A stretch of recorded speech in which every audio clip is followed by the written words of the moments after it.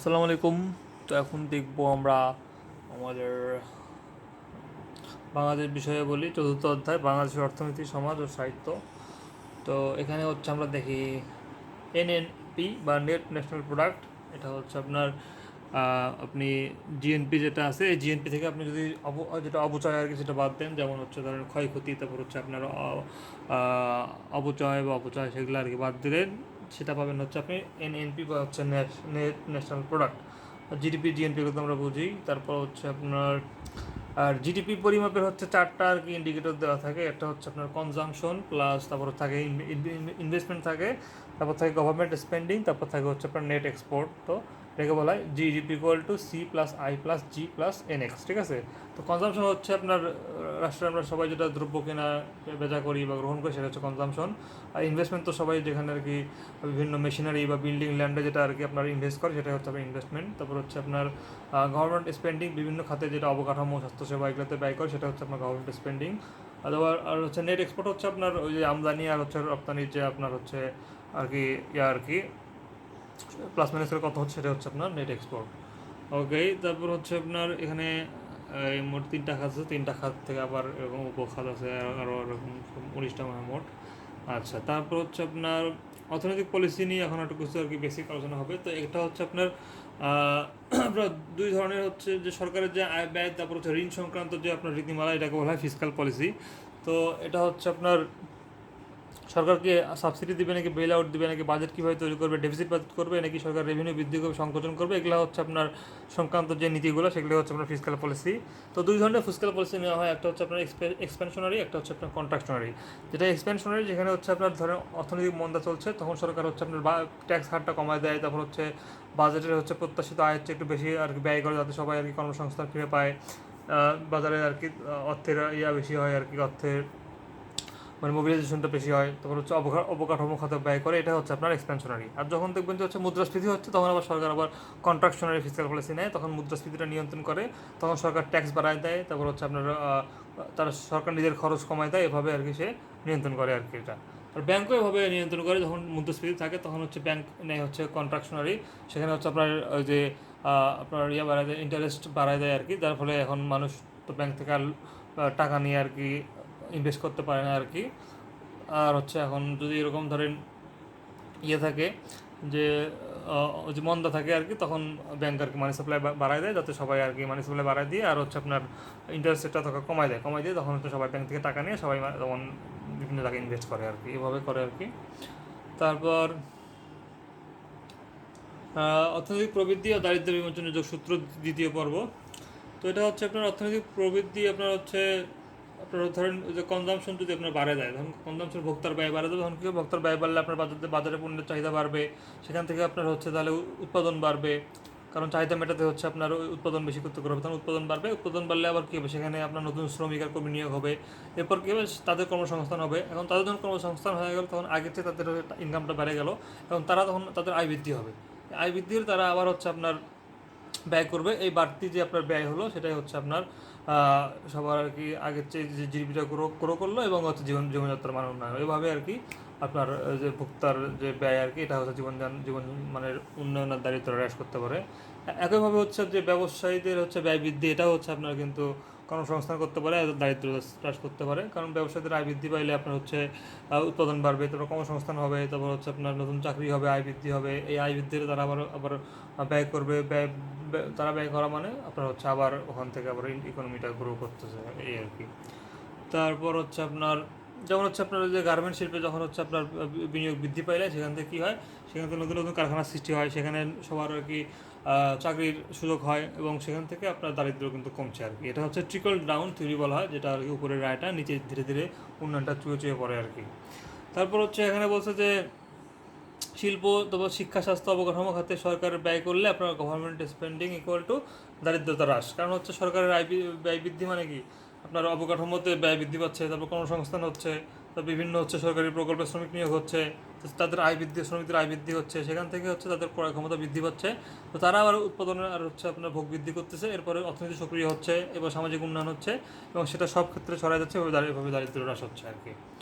আচ্ছা, তারপরে বিভিন্ন সোশ্যাল সেফটি নেট যেমন দেখেন যে বয়স্ক ভাতা এগুলোর ফলে কিন্তু আপনার দারিদ্রতা হ্রাস পায় আর কি। তারপর হচ্ছে আপনার সরকারি ব্যয় অবকাঠামো উন্নয়ন এগুলো করলেও কিন্তু আপনার দারিদ্রতা হ্রাস পায়, দারিদ্র দারিদ্র হ্রাস পায় আর কি। তারপর হচ্ছে আপনার নিট এক্সপোর্ট, তারপর হচ্ছে বৈদেশিক মুদ্রা, এরাও হচ্ছে আপনার দারিদ্র হ্রাস করতে পারে। যেমন ডলার প্রবাহ বৃদ্ধি হলে আপনার রপ্তানিকারকেরা বৈদেশিক মুদ্রা পায়, এর ফলে হচ্ছে আপনার অর্থনীতিতে টাকার যোগান বাড়ে। তারপর হচ্ছে এই টাকা দিয়ে উৎপাদন করে, উৎপাদন করলে রপ্তানিমুখী শিল্প সেগুলো আবার হচ্ছে বেশি বেশি রপ্তানি করতে পারে।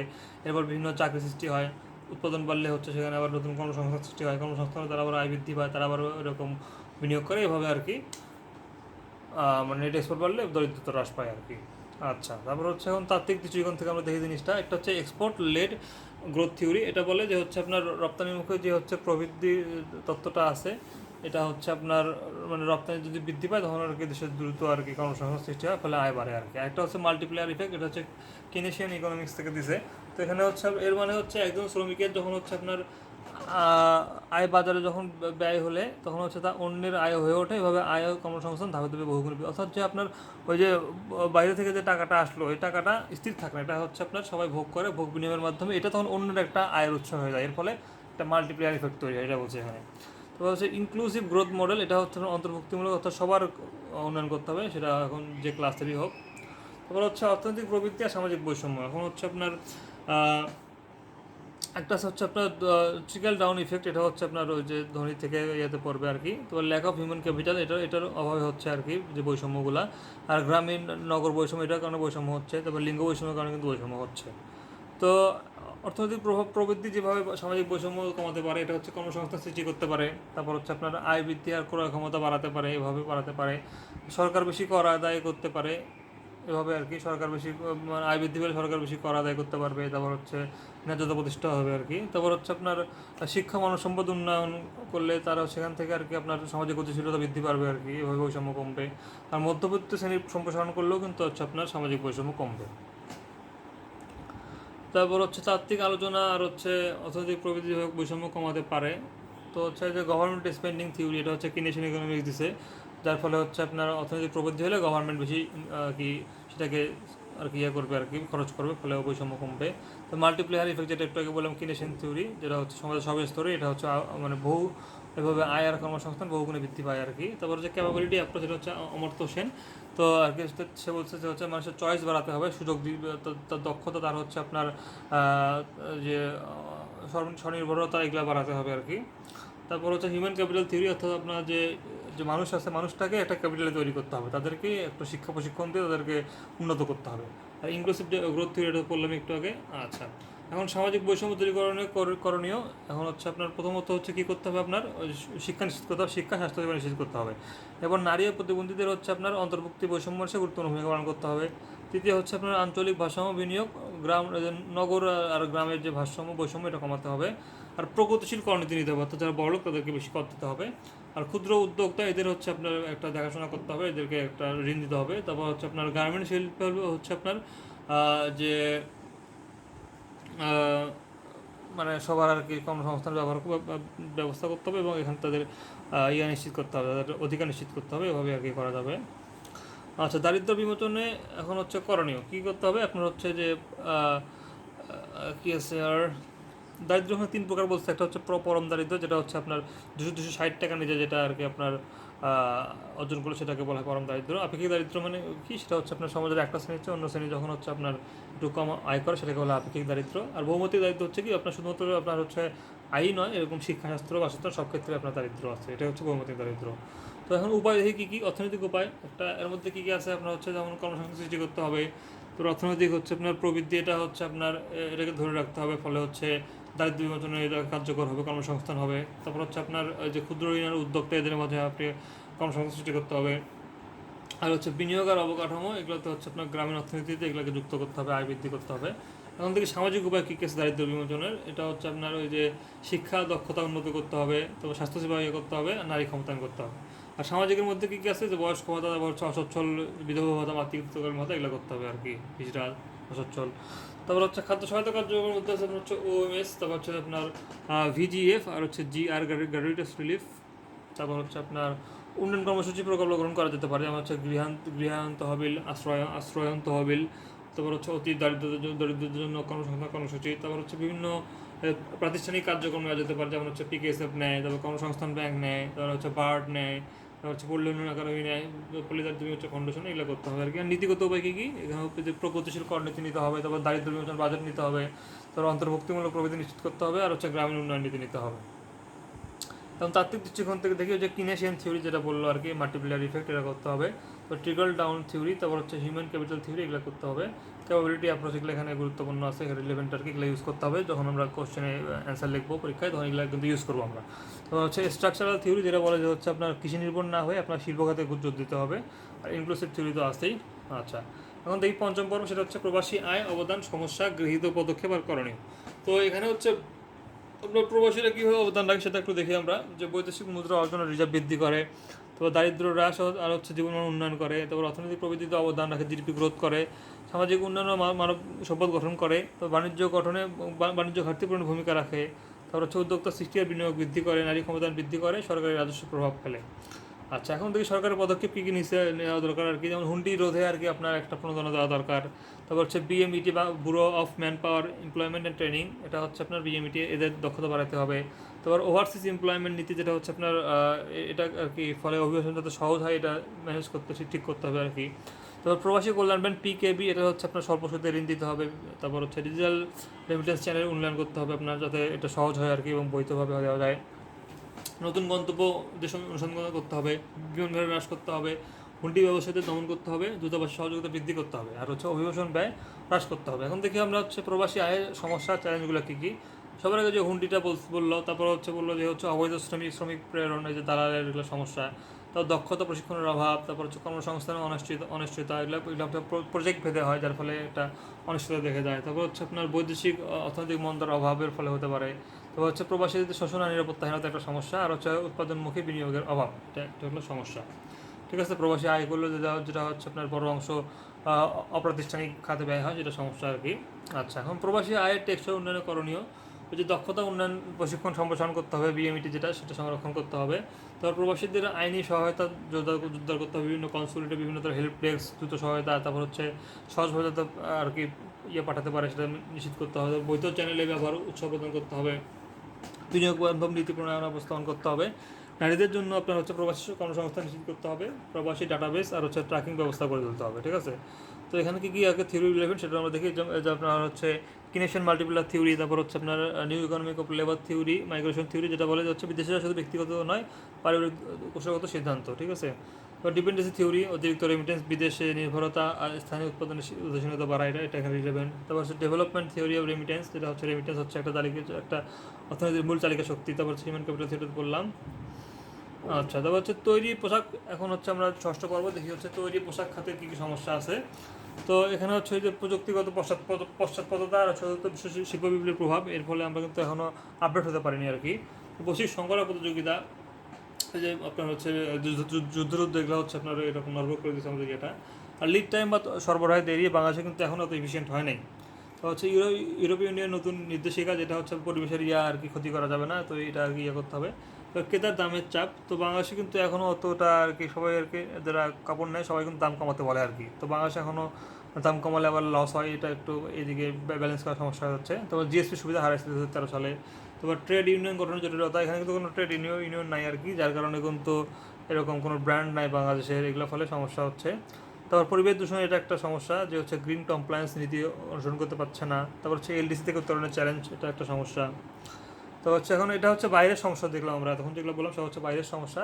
এখন থেকে ভেতরের সমস্যা কী গেছে, অভ্যন্তরীণ সমস্যা, এটা হচ্ছে আপনার বিদেশি বিশেষজ্ঞের উপর নির্ভরতা, অর্থাৎ বিদেশ থেকে আমাদের ডিজাইন করতে হয়, কাঁচামাল থাকে না আমাদের, এর ফলে লিড টাইমের সমস্যা হয়। তারপর হচ্ছে স্থানীয় বাজার সীমাবদ্ধতা, আমাদের বাজারগুলো হচ্ছে আপনার কি যে রপ্তানির উপর নির্ভরশীল আর কি, যে ভোক্তা চাহিদা। তারপর হচ্ছে আপনার মন্দার সময় এটা সমস্যা হয়ে পড়ে আর কি। তো ফ্রিল্যান্সিং আর ব্যাংকিং জটিলতা, যেমন হচ্ছে আপনার উচ্চ সুদ হার, তারপর হচ্ছে জটিল ডকুমেন্টেশনের কারণে এরকম সমস্যা হচ্ছে। তারপর নিরাপত্তা, কমপ্লায়েন্সের ব্যয়, এটা হচ্ছে আপনার। তারপর এই যে কর্মস্থল নিরাপত্তা, তারপর হচ্ছে আপনার অগ্নি নিরাপত্তার ব্যবস্থা, এগুলো হচ্ছে আপনার ওরা এখন দেখে যাতে বিদেশি ক্রেতা করে, এগুলো যদি ঠিক মতো না হয় তারা চায় না কিনতে আর কি। তো নারী শ্রমিকদের সমস্যা তো যৌন হয়রানি আর হচ্ছে বেতন বৈষম্য দেখা যায় এখানে আর কি। তো বাংলাদেশে এখন হচ্ছে যে কাট মেক অ্যান্ড ট্রিম আর কি এই পর্যায়ে আছে আমাদের শিল্পটা, এটা এখনও কিন্তু ভ্যালু এডিশনে খুব কম এটাকে ভ্যালু করা হয়, তো এটা উন্নয়ন করতে হবে। আর বাংলাদেশের তৈরি পোশাক শিল্পের সমস্যা সমাধানের উপায় এটা হচ্ছে শ্রমিক মজুর অধিকার আছে ট্রেড ইউনিয়ন শক্তিশালী করতে হবে, লিড টাইম কমাতে হবে, দক্ষ মানুষ উন্নয়ন করতে হবে, তো যেমন হচ্ছে ইটিপি করতে হবে, যেমন গ্রিন ফ্যাক্টরি করতে হবে, স্কিল ডেভেলপমেন্ট প্রোগ্রাম করতে হবে। তো নারী শ্রমিক সুরক্ষা অর্থাৎ ওমেন লিডারশিপ ট্রেনিং এগুলো চালু করা যেতে পারে। তারপর হচ্ছে আপনার অর্থায়ন সহজ করা যেতে পারে, গ্রিন ফাইন্যান্স সহজ করা যেতে পারে। তবে হচ্ছে আন্তর্জাতিক বাজার সম্প্রসারণে এফটিএ বিভিন্ন আর কি চুক্তির মাধ্যমে কিন্তু সহায়তা জোরদার করতে হবে, ফলে আপনার হচ্ছে যে এলডিসি উন্নয়ন হলেও যাতে সমস্যা না হয়। আচ্ছা, এলডিসি পরবর্তী প্রস্তুতি এখন হচ্ছে কী করতে হবে, যে আপনার গ্লোবাল ভ্যালু চেইন থিওরি, এটা হচ্ছে আপনার এখনকার যে আমাদের প্রোডাক্টগুলো এগুলো হচ্ছে আপনার কাট মেক অ্যান্ড ট্রিম করে, কোনো এরকম সৃজনশীলতা নাই এখানে, ফলে এটার দাম কমে যায় আর কি। তো এটা সৃজনশীলতা এনে এটাকে আর কি একটা ভালো মানের একটা করতে হবে। তারপর নিজস্ব ব্র্যান্ড করতে হবে, ডিজাইন সক্ষমতা বৃদ্ধি করতে হবে, তারপর হচ্ছে বৈচিত্র্য আনতে হবে আর কি, তাহলে জিবিসি বা হচ্ছে গ্লোবাল ভ্যালু চেইনের উপরের দিকে আমরা থাকবো আর কি। তারপর ইন্ডাস্ট্রিয়াল রিলেশনস থিওরি, তো এটা আর কি এই থিওরি বলে যে হচ্ছে আপনার শ্রমিক মালিক আর সরকারের মধ্যে ভারসাম্য না থাকলে আপনার হচ্ছে শিল্প খাতে স্থিতিশীলতা আর হচ্ছে উৎপাদনশীলতা বজায় থাকে না আর কি। তো এই জন্য এই তিনটাকে একসাথে আনে আমাদের একটা ট্রাইপ্যাট্রিয়েট একটা ডায়ালগ করতে হবে। তো সাস্টেনেবল ডেভেলপমেন্ট ফ্রেমওয়ার্ক, এটা হচ্ছে আপনার ট্রিপল বটম লাইন, তো এটা টিবিএল আর কি। তো এটা হচ্ছে আপনার যে ইফ্লুয়েন্ট ট্রিটমেন্ট প্ল্যান, তারপর হচ্ছে সিএসআর, এগুলো হচ্ছে আপনার প্রয়োগ করতে হবে। তো হচ্ছে কম্পারেটিভ অ্যাডভান্টেজ থিওরি, এটা হচ্ছে ডেভিড রিকার্ডো বলছে, এখানে হচ্ছে যে দেশে যেটা আর কি ভালো উৎপাদন করে তার সেটা উৎপাদন করা দরকার আর কি। তো বাংলাদেশে যেহেতু এখন কাপড় উৎপাদন করতে পারে কিন্তু আবার সৃজনশীলতা নাই বা দক্ষতা উন্নয়ন নাই, তো এটা আর কি আপনার দক্ষতা উন্নয়ন করতে হবে আর হচ্ছে কাপড়টা উন্নয়ন চালা যেতে হবে আর কি, ঠিক আছে।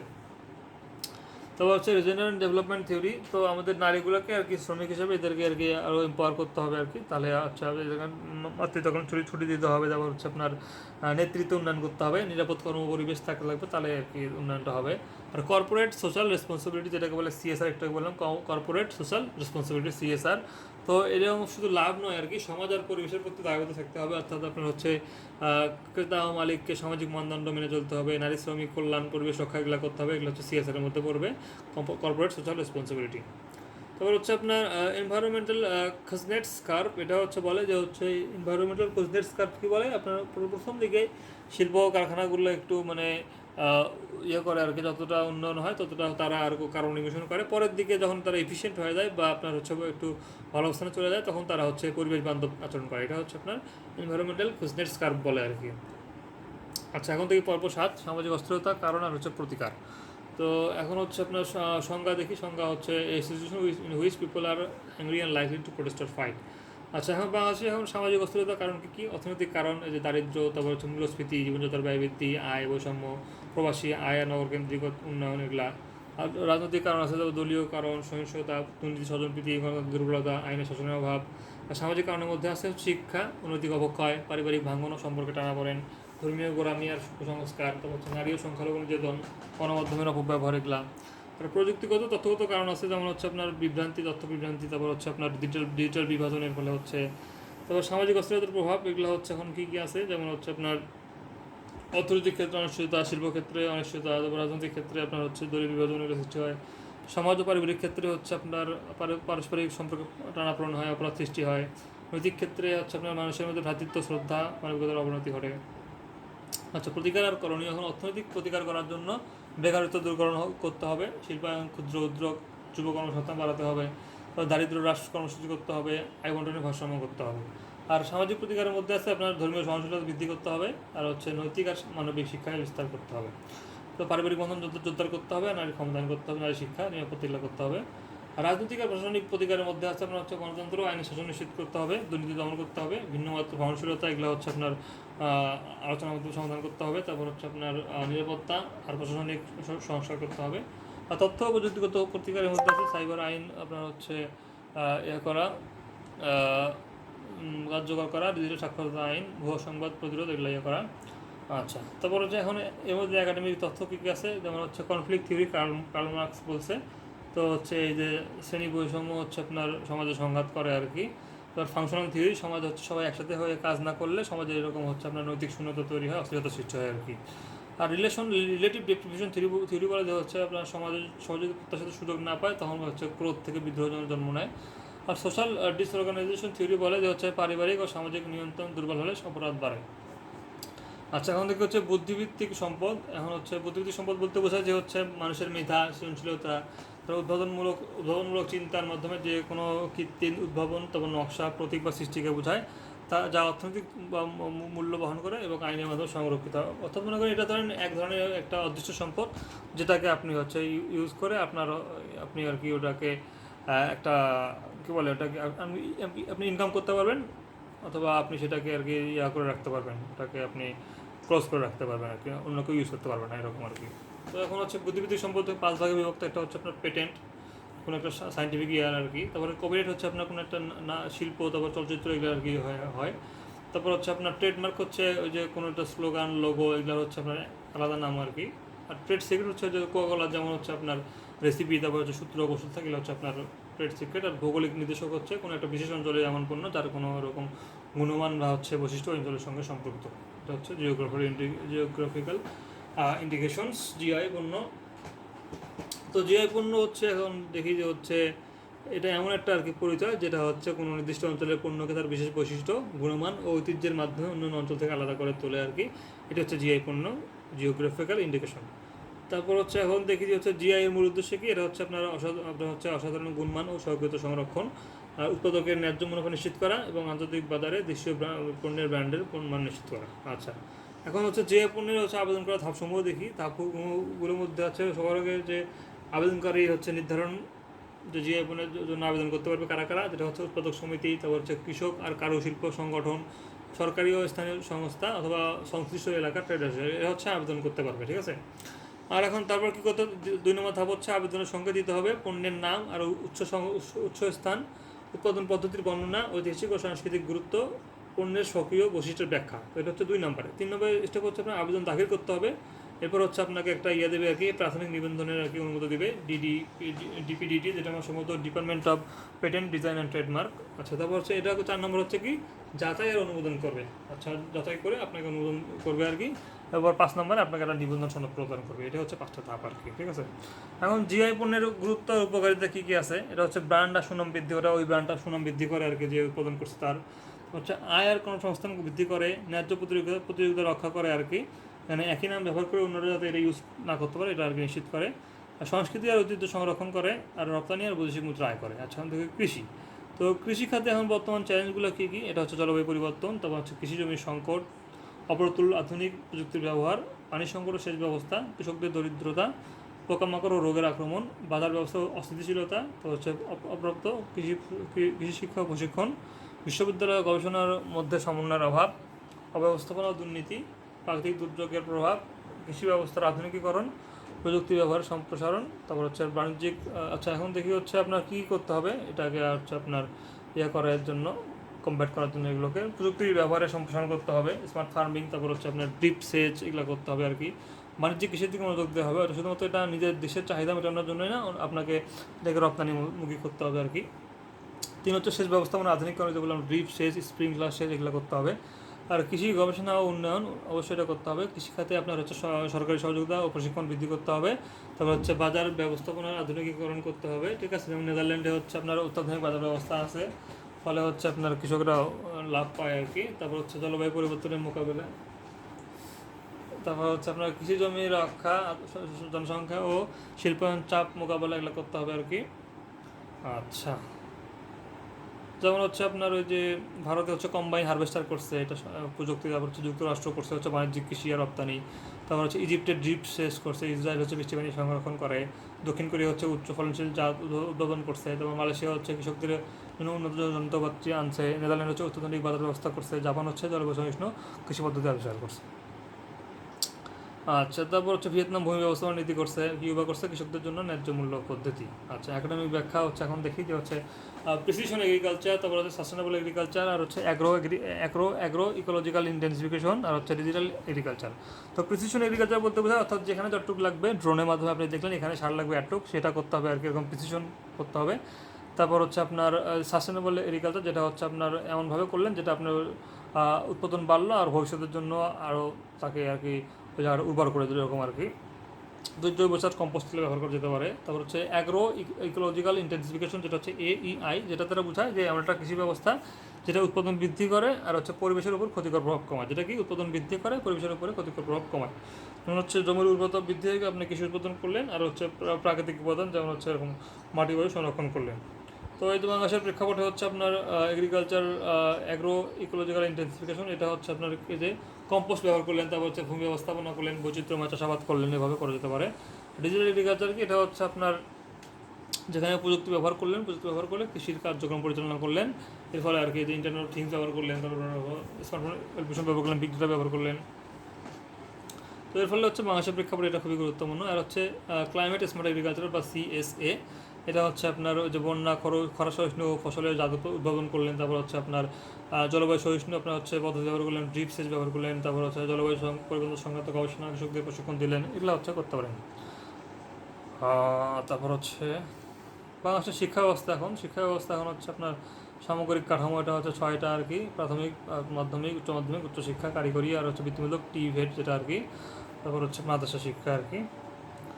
তো এখন হচ্ছে আপনার শিক্ষা ব্যবস্থার ইতিবাচক অর্জন সমূহকে কি আপনার হচ্ছে সাক্ষরতার হার বৃদ্ধি পাইছে, তারপর প্রাথমিক বিদ্যালয়ে ভর্তি হার বৃদ্ধি পাইছে, মেয়েদের শিক্ষা উল্লেখযোগ্য অগ্রগতি হয়েছে, তার উপবৃত্তি আর হচ্ছে স্কুল ফিডিং কর্মসূচি হয়েছে, তারপর হচ্ছে ডিজিটাল শিক্ষা উদ্যোগ হয়েছে। এখন এখানে তার থেকে কী কী আছে, যেমন হচ্ছে আপনার ক্যাপাবিলিটি অ্যাপ্রোচ, এটা করতে হবে। আচ্ছা, তারপর হচ্ছে শিক্ষা ব্যবস্থার প্রধান সমস্যা চ্যালেঞ্জগুলো কী কী, যে গুণগত শিক্ষার ঘাটতি, যেটা হচ্ছে টিচিং অ্যান্ড লার্নিংয়ের একটা সুস্পষ্ট গ্যাপ আছে।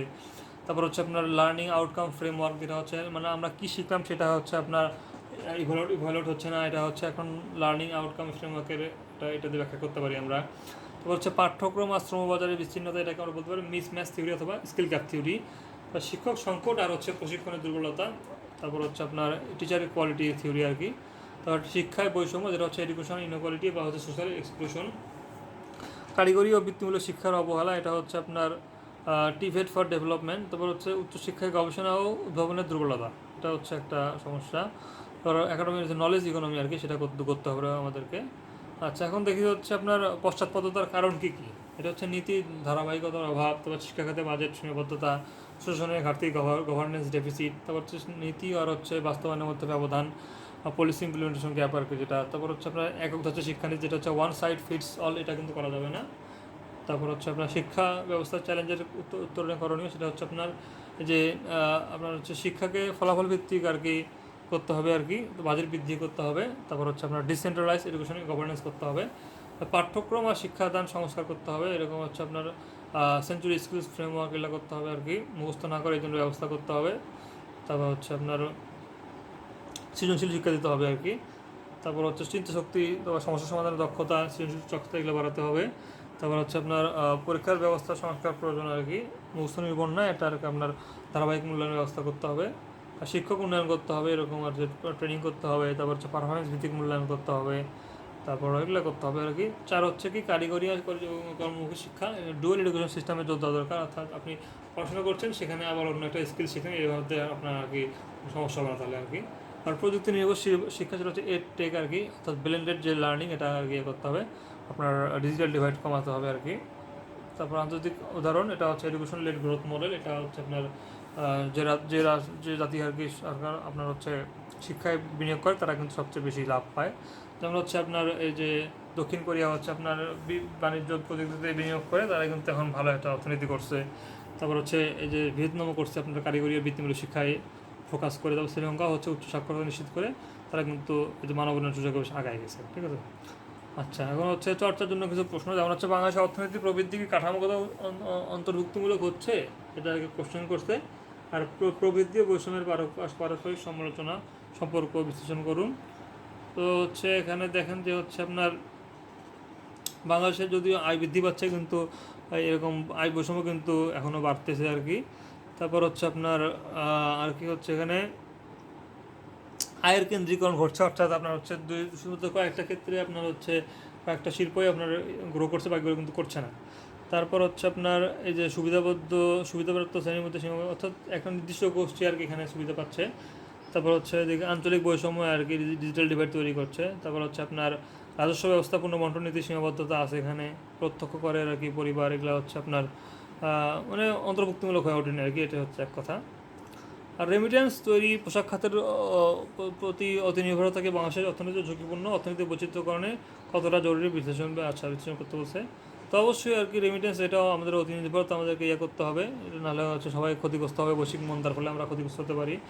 এই জন্য বহুমুখী করতে হবে আর কি। একটি খাতেও নির্ভর করলে পণ্যের ঝুঁকি বেড়ে যায়, তারপর হচ্ছে এই জন্য নতুন রপ্তানি খাত আর পণ্যের খুঁজতে হবে। আর হচ্ছে রেমিটেন্স নির্ভর হয়ে গেলে আবার দেশীয় আয় কর্মসংস্থানের বিকল্প হিসাবে হলে উৎপাদন বেশি দুর্বল হয়ে যায়, তখন আর কি এই জন্য বিভিন্ন খাতকে শক্তিশালী করতে হবে আমাকে।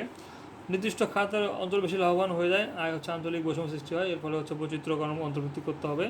আর অটোমেশন প্রযুক্তিগত পরিবর্তন জলবায়ু ঝুঁকি পোশাক ও শ্রমবাজারে চাপ সৃষ্টি করবে।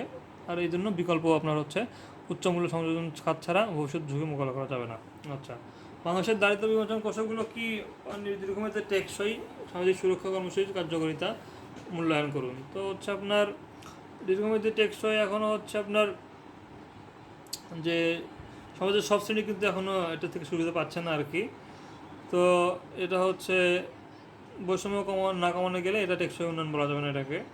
তারপর হচ্ছে আপনার এই যে ভাতা, তারপর হচ্ছে খাদ্য সহায়তা দরিদ্র জনগোষ্ঠীকে ঝুঁকি আর আয় ধাক্কা মোকাবেলা সহায়তা করে। তো এটা দারিদ্র্যকে তীব্র হওয়া থেকে রোধ করে, তবে এটা হচ্ছে এককভাবে দারিদ্র্য থেকে উত্তরণ নিশ্চিত করে না কিন্তু, অর্থাৎ আপনাকে ক্যাপাবিলিটি করতে হবে আর কি। যেমন হচ্ছে আপনার এদিকে আবার বলছে যে ভুল অন্তর্ভুক্তি আর ভুল বর্জনের কারণে প্রকৃত দারিদ্র্য অনেক সময় সহায়তা থেকে বঞ্চিত হয়। এই জন্য লক্ষ্য নির্ধারণ দুর্বল হলে সামাজিক সুরক্ষার কার্যকরিতা টেকসই প্রভাব কমে যায়। আর ভাতা আর সহায়তা পরিমাণে মূল্যস্ফীতি আর জীবনযাত্রা ব্যয় অনেক ক্ষেত্রে অপর্যাপ্ত, এই জন্য এটাকে আপনার কমব্যাট করতে হবে। তারপর সামাজিক সুরক্ষা অনেক ক্ষেত্রে ভাতা কেন্দ্রিক থেকে গেছে, দক্ষতা কর্মসংস্থান এগুলো বাড়াতে হবে আর কি। বাংলাদেশের কৃষিখাতকে এখনও দারিদ্র্য বিমোচনের প্রধান মাধ্যম হিসেবে কার্যকর, প্রান্তিক কৃষকদের চ্যালেঞ্জ ও নীতিগত করণীয়। আচ্ছা, তাহলে হচ্ছে এখানে বললো যে হচ্ছে এখনও কি এটা দারিদ্র্য বিমোচনে কার্যকর কিনা। তো এখন কিন্তু সবাই আর কি কতটা আপনার হচ্ছে খুব একটা লাভ করতে পারতেছে না, কারণ কৃষকদের মানে মধ্যস্বত্বভোগীদের তারপরে জমির স্বল্পতা, খণ্ডায়ন, এগুলোর ফলে তারা কিন্তু অতটা লাভবান হচ্ছে না। তারপর হচ্ছে আপনার মৌসুমি আয় কর্মসংস্থান সৃষ্টি তাদের করতে হবে আর কি। তারপর হচ্ছে আপনার ক্ষুদ্র প্রান্তিক যে তাদের এরকম আপনার হচ্ছে খাদ্য নিরাপত্তা নিশ্চিত করতে হবে। তারপর হচ্ছে এরকম হচ্ছে আধুনিক উপকরণে তাদের হচ্ছে আপনার কি প্রবেশাধিকার নাই, ফলে আর কি খুব দারিদ্র থেকে উন্নয়ন করা যাচ্ছে না তাদেরকে। তো জলবায়ু পরিবর্তনে তারা হচ্ছে আপনার হচ্ছে ক্ষতিগ্রস্ত হচ্ছে, ফলে এটাও একটা সমস্যা আর কি। তো হচ্ছে যে মূল্য সংযোজন আর বাজার সংযোগের দুর্বলতা, এটা একটা সমস্যা, এর ফলে তাদের কিন্তু ইনক্লুসিভ উন্নয়ন হচ্ছে না। আচ্ছা, তারপর হচ্ছে বাংলাদেশের তৈরি পোশাক শিল্পের শ্রম অধিকার উৎপাদনশীলতার মধ্যে ভারসাম্য কীভাবে নিশ্চিত করা যায়। তো শ্রম অধিকার নিশ্চিত করা হচ্ছে আপনার উৎপাদনের পূর্বশর্ত, ঠিক আছে? এটা না করলে কিন্তু হবে না, ভালো উন্নয়ন হবে না। এই জন্য হচ্ছে আপনার বাংলাদেশের শ্রম আইন, তারপর হচ্ছে আপনার যে ট্রেড ইউনিয়নের অধিকার, এগুলো আপনাকে সক্ষমতা বাড়াতে হবে, এর ফলে আর কি শ্রমিকদের মাধ্যমে একটা ভারসাম্য তৈরি হবে আর কি। তারপর হচ্ছে আপনার ওই যে উৎপাদনশীলতা বাড়ানোর জন্য অনেক সময় হচ্ছে আপনার তাদেরকে কম মজুরি বা হচ্ছে দীর্ঘ কর্মঘণ্টার সাথে যুক্ত করা হয়, এটা না করে তাদেরকে হচ্ছে আপনার রেস্ট দিতে হবে এবং প্রযুক্তি বাড়াতে হবে, প্রযুক্তির মাধ্যমে আপনার হচ্ছে উৎপাদনশীলতা বাড়াতে হবে।